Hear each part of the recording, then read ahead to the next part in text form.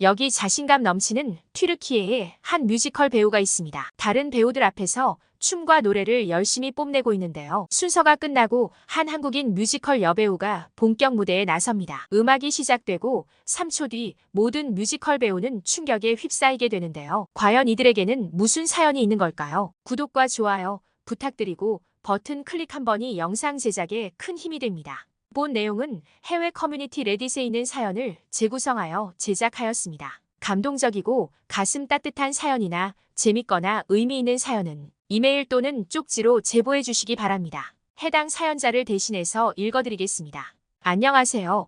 저는 튀르키예에서 춤과 노래 실력을 겸비한 뮤지컬 배우로 활약하고 있는 아이쉐라고 해요. 아직 이름이 많이 알려지진 않았지만 약 15편 이상의 작품에 직접 출연하거나 꽤 잘 알려진 작품에도 출연했던 저는 얼마 전 극단 동료들과 한국으로 문화예술 교류 차원으로 연수를 다녀오게 되었습니다. 튀르키예에서는 약 9년 동안 뮤지컬 배우로 활동하면서 한국의 연극이나 뮤지컬 작품이 튀르키예까지 잘 알려진 것이 없다 보니 어째서인지 저는 그저 한국이 K-팝 가요를 제외한 다른 문화예술 쪽에는 약간 후진국일 것 같다는 생각에 한국의 문화예술 교류 초청에는 전혀 관심이 없었는데요. 하지만 어느 순간부터 저희 뮤지컬 팀에서는 한국으로 휴가를 떠나는 팀원들이 상당히 많아지게 되었고 소수의 팀원들은 저에게 요새 한국이 앞서가는 유행의 선도나라라며 저에게 한국에서의 작업을 한 번만 알아봐 달라는 난리를 치기 시작했어요. 9년이 넘는 시간 동안 같이 해온 팀원들의 요청에 저는 하는 수 없이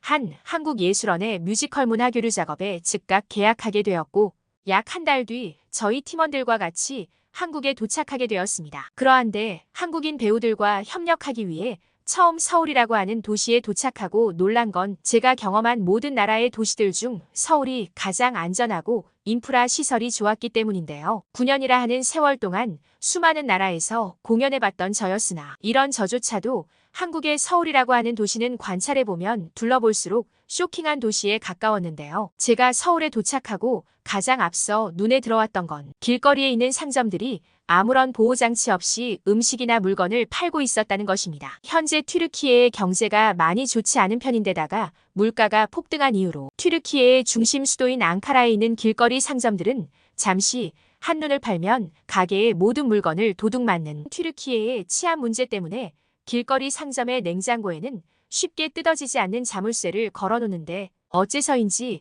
한국의 길거리에 있는 카페나 식당에서는 이런 잠금 자물쇠를 단 한 번도 볼 수 없었기 때문인데요. 튀르키예를 잘 모르는 사람들이 튀르키예는 그래도 치안이 좋지 않냐고 생각할 수 있다고 하지만 튀르키예의 번화가를 방문해보면 대부분의 길거리 식당에 있는 냉장고에 자물쇠가 주렁주렁 묶여있는 흉한 모습을 너무나 쉽게 접할 수 있으며 이러한 심각한 치안 문제는 도시 전체에 항상 긴장 분위기를 조성하며 이런 것이 후진국으로 보여지는 것입니다. 하지만 한국을 아예 경험해보지 못하고 있던 저로서는 한국이 튀르키예보다 더더욱 위험한 치안을 가진 후진국이라고 생각했었는데 실제 서울의 어느 길거리를 팀원들과 함께 약 1시간 정도 걸어 다녀본 저는 한국을 완전히 잘못 알고 있었다는 생각에 상대적 박탈감까지 느껴지기 시작했답니다. 한국 배우와의 합을 맞추기로 한 연수 시작 시간까지 몇 시간 채 남지 않았었다고 하나 저는 이렇게 안전하고 굉장한 인프라를 가진 한국의 모습에 내친 김에 한국의 대중교통도 활용해 보자며 팀원들을 모두 이끌고 부근 지하철역으로 들어가게 되었죠. 그런데 저는 지하철의 계단 앞에 다다르자 역시 한국은 내가 겪어온 나라들과는 차원이 다르다는 생각밖에 들지가 않았는데요. 지하로 내려가는 한국의 지하철 계단에는 놀랍게도 에스컬레이터가 신설되어 있던 것은 물론 또 다른 위치에 있던 지하철 계단에서는 계단의 옆면에 전자 디스플레이로 번쩍번쩍한 광고까지 운영되고 있었기 때문입니다. 하지만 이와 반대되는 저희 고향 튀르키예에서는 지하철을 타기 위해 지하도로 내려가는 계단이 오랜 세월 동안 똑바로 관리되지 않아 계단 자체가 마모되어 있어 조금만 발을 헛디뎌도 매우 큰 부상을 당할 수 있는 것은 물론 실제로 저희 팀원 중 한 명은 튀르키예의 지하철을 타기 위해 급히 지하도를 내려가던 중 급작스레 지하철 계단이 파손되며 큰 부상을 당한 팀원도 있었기에 저에게는 이러한 한국의 지하철 계단이 더욱더 신기했었는데요. 역시나 저를 따라온 팀원들 또한 너무나 신기한 듯 역마다 에스컬레이터가 있는 지하철 계단에 놀란 표정을 지으며 계속해서 살펴보고 있었고, 저는 한국이 예상보다 너무나 발전한 나라였구나라는 사실에 대단한 착각을 하고 있었다고 생각했습니다. 그리고 앞으로 알게 될 한국의 선진화된 모습들이 기대되기 시작했습니다. 춤과 노래로 가치를 평가받는 몸이 재산이나 다를 것 없는 뮤지컬 배우로 활동하던 저희 팀원들도 매번 위험한 길거리 환경에 노출되어 있는 튀르키예보다는 한국이 너무나 안전하고 편해 보인다면서 왜 그동안 한국의 문화예술 교류를 거부했냐면서 되려 저에게 화를 내더군요. 그 후 실제 팀원들과 지하철을 탑승하게 된 저는 튀르키예의 지하철과는 완전히 다른 너무나 차분하고 조용하게 지하철에서 시간을 보내고 있는 한국인 승객분들의 모습에 또 한 번 당황하게 되었어요. 한국과는 전혀 다르게 튀르키예에서는 지하철을 타게 되었을 경우 옆 사람과 시끄럽게 떠들고 지하철 내에서 향신료 가득한 음식을 먹는 경우가 허다한데 한국의 지하철에서는 단 한 명도 시끄럽게 떠들지 않았고 음식을 먹지 않는 것은 물론 한국인들은 그저 휴대폰을 보거나 독서를 하고 심지어는 공부까지 하는 사람들이 많았습니다. 그리고 그 순간 저는 얼마 전 한국인 배우와 미리 작업을 했었던 소수의 팀원들이 한국인들이 너무나 실력있고 뛰어나다는 극찬을 했었던 기억이 떠올랐고 지하철에서조차 책을 보고 있는 한국인들의 모습에 저는 한국이 선진국인 이유가 있구나라는 생각이 들게 되었습니다. 지하철을 타고 한국인 배우와의 약속 장소에 가까워질수록 짧은 지하철에서의 경험이 너무 말도 안 되게 한국이 왜 선진국인지 체감할 수 있었고 빨리 한국인 배우와의 뮤지컬 연습을 마친 뒤 또 다른 시설들을 경험하고 싶었죠. 약 20분 뒤 저와 팀원들은 한국 배우분과 공연장에 만나 연기를 맞춰볼 수 있었는데 한국인 배우와 합을 맞추면 맞출수록 무엇인가 이상하다는 생각이 들기 시작했답니다. 너무나 능하게 저희보다 풍부한 감정으로 연기를 잘하던 그 한국인 배우분은 몸이 너무나 유연하고 아름다웠으며 음역대 또한 상당히 넓어 엄청난 카리스마를 텅 빈 공연장을 가득 메웠기 때문이었습니다. 당황스러운 마음에 저는 한국인 배우분이 소속되어 있는 예술원에 저분 정도의 역량이면 세계적으로 유명 스타가 될 정도의 재능인데 왜 구태여 저희를 불러 교류를 하는 것이냐며 질문을 하게 되었죠. 근데 놀랍게도 예술원 관계자는 한국인 배우분은 대형 기획사에서 매일 엄청난 훈련량을 이겨냈을 뿐만 아니라 노래, 춤, 언어뿐 아니라 다양한 운동을 통해 종합 엔터테이너가 될 수 있을 정도로 체계적인 훈련을 받았기 때문에 그렇게 느껴질 수 있다는 믿기 쉽지 않은 얘기를 하기 시작했습니다. 게다가 이제까지 많은 훈련을 소화하기 위해서 한국에서 많이 노력했다고 하나 다양한 나라의 배우들과의 교류를 통해 자신의 실력을 객관적으로 판단할 수 있을 뿐만 아니라 또 다른 성장할 수 있는 부분을 찾기 위해 교류를 진행하고 있다는 말을 들을 수 있었죠. 그 말을 듣고 난 후 저희 팀원들과 연기합을 맞추는 한국인 배우분의 동작을 주의 깊게 살펴보던 저는 한국 배우분의 너무나 놀랍도록 명확한 발성과 재능 그리고 목소리의 유연함에 당황스러울 수밖에 없었답니다. 9년이 넘는 뮤지컬을 해오던 저보다도 연기가 깔끔했고 심지어 저희 팀원들은 한국인 배우분과 합을 맞추는 것이 따라가기 너무 벅차다며 가쁜 숨을 몰아쉬고 있더군요. 한국인 배우분은 지치지도 않는지 완벽한 호흡을 위해서 아직 5시간 이상도 거뜬하다며 저에게 몇 가지 새로운 연기 접근법이나 발성을 알려주셨는데 저는 그 순간 한국의 문화가 앞으로 세계를 선도할 수 있을 거라는 생각이 확연하게 느껴졌습니다. 어느 정도 유두리 있게 훈련에 길들여진 저와 팀원들은 한국인 배우분의 체력과 열정을 여간하여서는 따라갈 수 없었고 결국 그날의 연수는 저와 팀원들의 체력 문제로 4시간 정도밖에 진행할 수 없었는데요. 저는 즉각 예술원 소속 관계자에게 배우분이 속해 있는 소속사에 한번 가볼 수 있냐며 부탁까지 하게 되었고 저희 뮤지컬 팀과의 교류 계약을 파기하지 말아달라는 설득까지 했습니다. 한국이 그저 후진국이라고 생각했었던 저는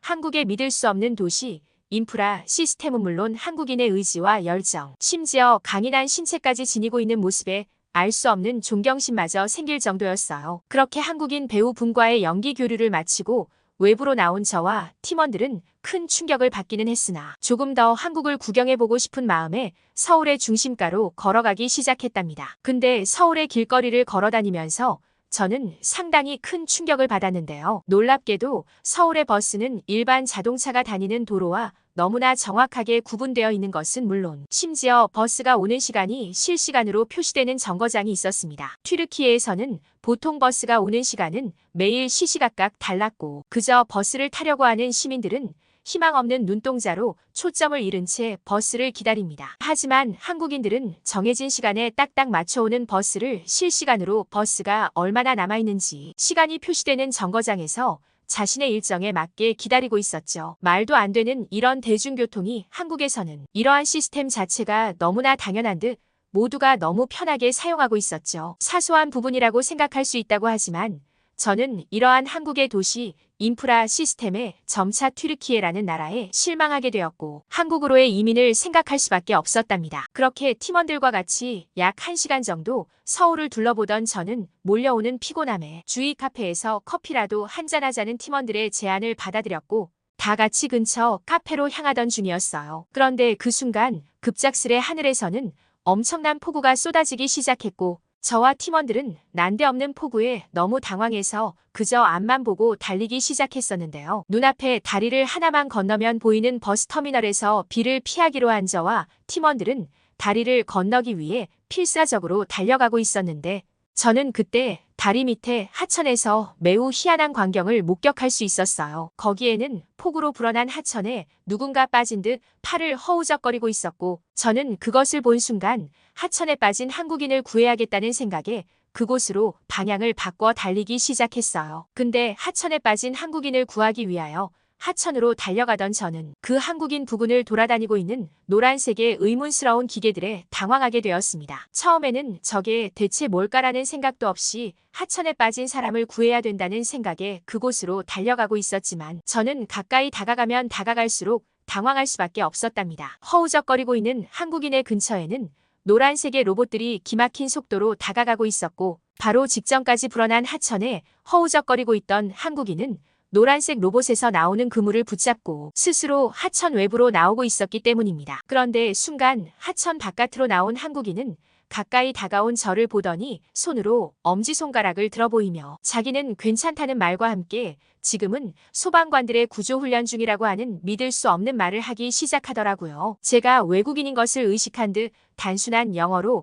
구조훈련 중이라던 그 한국인은 급작스레 자신의 뒤를 보라는 손짓을 했고 저는 그제서야 그 한국인의 뒤로 보이는 구급대원들의 모습에 이 모든 상황이 구조로봇을 사용한 긴급 재난훈련이라고 말하는 것을 이해할 수 있었어요. 하지만 아무리 생각해도 실제 로봇을 사용해 물에 빠진 사람의 구조활동을 하다니 저로서는 그저 판타지 영화와 다름없는 기술력을 가진 한국의 119 구조대에 혀를 내두를 수밖에 없었답니다. 저는 그러한 한국 소방대원들의 모습과 구조로봇에 이미 이러한 생활안전 분야에서도 한국은 튀르키예는 물론 유럽 국가들을 앞지른 선진국이 되었다는 생각이 들더군요. 바로 직전까지 하천에서 구조훈련을 하고 있던 한국인 소방대원분은 저에게 다가오시더니 외국인이냐는 질문과 함께 요즘은 신형 구조 로봇을 사용한 폭우 대비 하천 구조훈련 중이라며 모든 것은 훈련 상황이니 안심하라는 배려의 말까지 해주었죠. 모든 긴장감이 풀려버린 저는 그만 하천 다리 위에서 주저앉을 수밖에 없었고 저를 지켜보던 팀원들은 그제서야 저에게 뛰어오더니 그러게 왜 갑자기 나서려고 했냐면서 도리어 저에게 잔소리를 하더라고요. 그 후 팀원들과 같이 한참 동안 한국의 구조로봇을 살펴보던 저는 하루 동안 치안을 가진 안전한 나라인 한국에서 살아가는 한국인들이 그저 부럽다는 생각이 들었습니다. 저 또한 약 1년 전 튀르키예 마을에 급작스레 들이닥친 허리케인으로 마을 전체에 홍수가 발생해 잠시나마 위협을 느꼈던 적이 있었는데 한국 구조대에서 사용하고 있는 수상 구조 로봇이라면 그러한 상황이 나타나도 매우 안전하게 구조될 수 있을 것 같았죠. 저뿐 아니라 저희 팀원들도 한국 소방대의 구조 로봇을 보더니 세상에 저런 말도 안 되는 구조 로봇이 실제한다는 사실은 처음 알았다면서 기가 막혀 했고 급작스레 한국 이민은 어떻게 할 수 있는 거냐며 난리를 치기 시작했죠. 약 20분 정도 주변 상가에서 비를 피하고 있던 저와 팀원들은 먹구름이 거치고 난 후 하천을 다시 되돌아가 보니 언제 비가 왔었냐는 듯 하천은 아름답고도 청결한 모습을 하고 있었죠. 아무리 생각해봐도 한국의 도시 인프라로 보았을 때 하천에도 무엇인가 물을 정화하고 청소하는 시스템마저도 있을 것 같다는 상상도 하게 되었습니다. 그 후 약 2개월의 기간 동안 한국인 배우분과 합을 맞춰 무사히 연수를 마칠 수 있었던 저와 팀원들은 한국에서의 마지막 날을 지내게 되었죠. 하지만 저와 팀원들은 튀르키예로 돌아간 뒤 즉각 다시 한국으로 오는 계획들을 세우게 되었어요. 한국의 예술원에서 저와 팀원들의 뮤지컬 교류를 하면서 저희 팀원들이 꽤 마음에 들었는지 한국의 작은 뮤지컬 작품에 조연으로 출연할 수 있는 계약을 추천해 주었기 때문입니다. 3개월이라는 짧은 공연 기간이더라도 인기를 얻으면 1년 동안 장기 상영이 가능할 수 있기 때문에 저와 팀원들은 벌써부터 안전하고 살기 좋은 선진국 한국에서 일을 하며 지낼 수 있다는 생각에 설레는 마음으로 하루하루를 기다리고 있습니다. 지금까지 한국과 관련된 흥미로운 사연 들어보았는데요. 여러분들은 어떻게 생각하시나요? 여러분들의 생각을 댓글로 남겨주세요. 구독과 좋아요는 영상 제작에 많은 도움이 됩니다.